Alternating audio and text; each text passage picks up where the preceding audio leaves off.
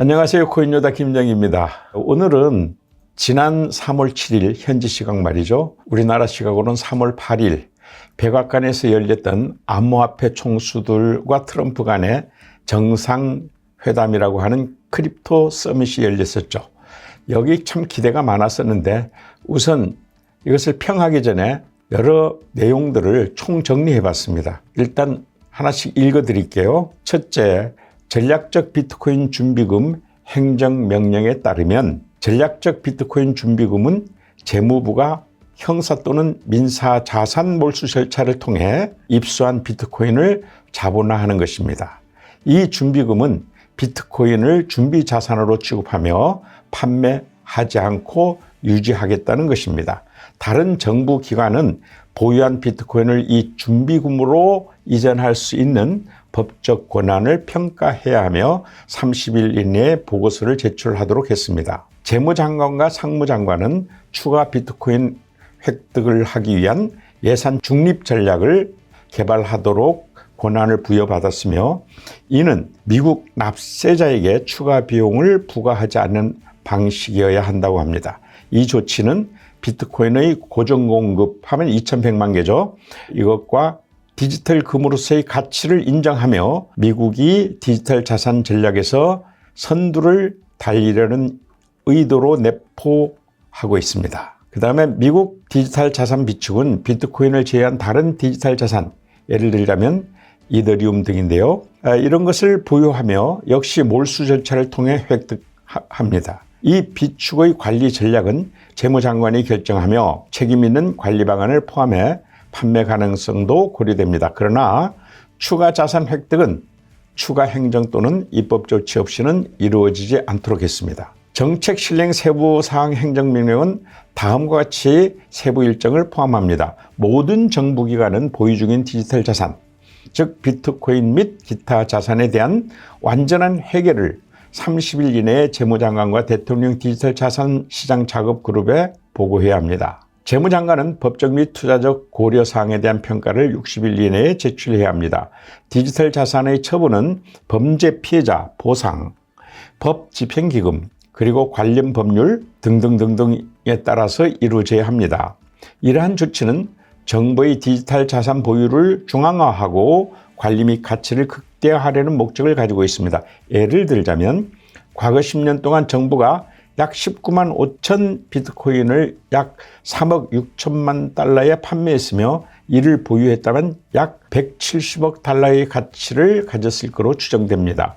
이는 조기 판매로 인한 손실을 방지하려는 전략의 일환이라고 했습니다. 그러면 그 다음에는 여기에 대해서 저희 의견이 아니라 우선 산업 리더들의 반응을 보도록 하겠습니다. 이때 서밋 참석자들은 트럼프 행정부의 암호화폐 친화 정책에 대해서 대체로 긍정적인 반응을 보였다고 합니다.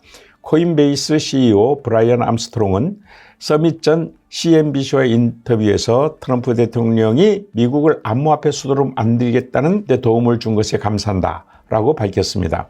마이클 셀러와 윙클보스 쌍둥이 형제들도 서밋에 참석하며 산업이 정책적 지원을 받는 중요한 전환점을 맞이했다고 평가했습니다. 그런데 예상치 못한 세부사항이 생겼는데요.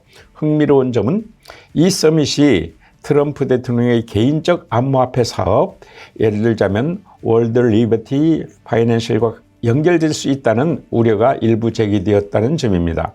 이는 정책 결정의 공정성에 대한 논의를 불러일으켰으며 암호화폐 산업의 정치적 영향력 확대를 보여주는 사례로 해석될 수도 있습니다. 그러면 지금부터 제가 보는 앞으로의 암호화폐 전망과 대책에 대해서 말씀드리겠습니다. 우리는 사실상 백악관 이번 서밋을 거의 마지막 호재로 생각하고 있었습니다. 왜냐하면 비트코인을 전략적 자산으로 미 연방정부가 채택한다는 것은 그 파급 효과가 어마어마한 것입니다. 전 세계 정부가 다 호응을 해야 되는 형편이었거든요. 그런데 이게 뭡니까? 돈을 들여서 시장에서 비트코인을 사서 모으겠다는 것이 아니라 불법적인 것을 몰수한다든가 해킹된 것을 찾아서 비축한다든가 전부 예상외의 방법입니다. 그래서 결국 그런 것들을 압수하면은 그것을 비축 자산으로 삼고 팔지 않겠다는 거죠. 그렇다면 앞으로 호재가 뭐가 남았을까요? 이게 가장 큰 호재였는데 지금 현재 악재는 쏟아지고 있는데 트럼프의 그 경제정책 실패라든가 또 그다음에 소비자 물가지수, 도매 물가지수, 인플레이션, 고용지수 등등 쏟아질 악재가 굉장히 많은데 이제 호재가 없는 거예요. 그러니까 일방적으로 이제 당할 수밖에 없다는 우려가 저뿐만 아니라 우리 시장에서는 아주 팽배하고 있습니다. 특히 2025년부터 말이죠. 알트코인은 게임 체인징이 완전히 됐습니다. 그래서 옛날에 알트코인으로 돈 번 사람들이 대부분은 제가 그랬듯이 롱 포지션, 즉 싸게 사서 확 뛰는 것을 잡아서 버는 거였습니다. 롱 포지션으로 버는 거였죠. 지금은 신규 상장되는 코인이 바이낸스만 해도 한 달에 한 열 몇 개씩 되는데 이 10개가 상장이 되면요. 롱 포지션으로 돈 벌 수 있는 것은 2개밖에 안 됩니다. 2025년부터 말이죠. 8개가 숏 포지션으로 돈을 벌 수가 있습니다. 이렇게 게임이 바뀌어버렸다는 얘기죠. 그런데 알트코인은 이미 저희가 그런 것을 예측하고 양자 컴퓨터가 실용화된다 할 때부터 예측하고 대비를 해놨습니다. 그래서 여기서 옛날에 알트코인으로 부자가 됐듯이 지금은 알트코인으로 또 반대로 부자 될 수 있는 길을 저희는 이제 열어놓은 거죠. 그런데 이제 비트코인과 그 다음에 리플, 이더리움 이렇게 대형 코인들은 어떻게 될까요? 과연 지금 이 시점에서 알트코인처럼 숏 포지션으로 가야 돈을 벌까요? 아니면 이제 계속 롱 포지션으로 가야 돈 벌까요? 이게 지금 결정이 안 된 겁니다. 다만 확실한 것은 지금이 그 분수령에 있다. 지금이 A와 B에 있습니다. 올라갈 수도 있고 내려갈 수도 있고 장담을 못하는 거죠. 그러니까 비트코인과 리플 이런 것들은 이제 게임 체인저에서 어느 쪽으로 갈 것이냐는 분수령에 서 있다. 이렇게 이해하시면 되겠습니다. 그러면 여기에 대해서 대책들은 이제 여러분들이 옛날 방식으로 갖고 있어서는 안 되겠다 하는 거죠. 옛날처럼 비트코인을 갖고 있다? 현물로 갖고 있으니까 이게 자산이 될 거다? 끔찍이 오를 거다? 이런 시각에서는 벗어나야 됩니다. 리플?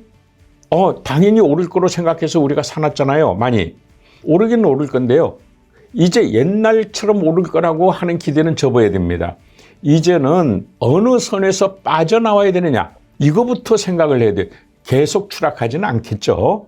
왜? ETF는 남아있으니까 아직 호재는 남아있는 거예요. 그러니까 지금 현재는 트럼프를 믿고 알트코인은 투자해서 안 된다는 게 하나 결정됐고요. 그거는 반대로 숏 포지션으로 가야 돈을 버는 게 확실해졌고 제가 이제 입증을 할 수 있으니까. 그런데 비트코인은 그렇지가 않아요. 비트코인은 저력이 있단 말이죠.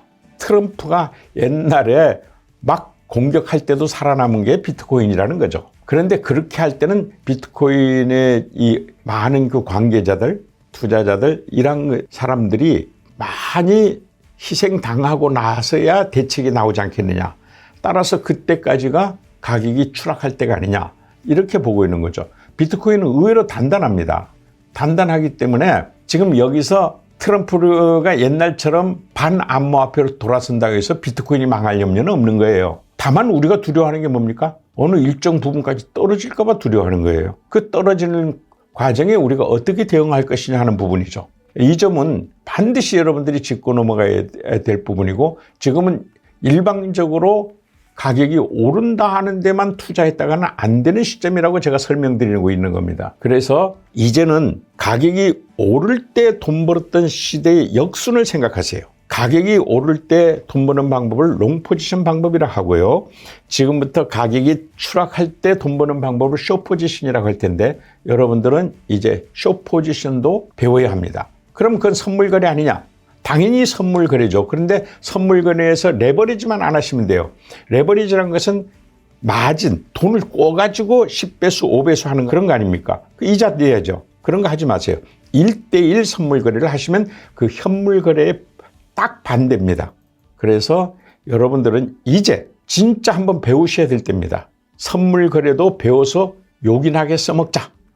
그 대신 그걸 모금 투자하라는 것이 아닙니다. 배수 투자하라는 것이 아니고 장기 투자를 얘기하는 겁니다. 지금 현재 여러분들은 이제 가만히 있으면 안 될 때다. 어떤 변화에 대응해야 될 중차대한 순간에 와 있다. 이 점을 꼭 기억해 주기 바랍니다. 이상 코인여다 김영희였습니다.